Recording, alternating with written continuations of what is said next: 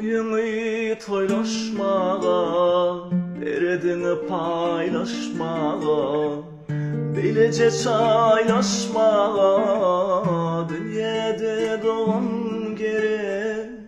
Toyunu toylaşmağa, derdini paylaşmağa, bilece çaylaşmağa, dünyada doğan gerek.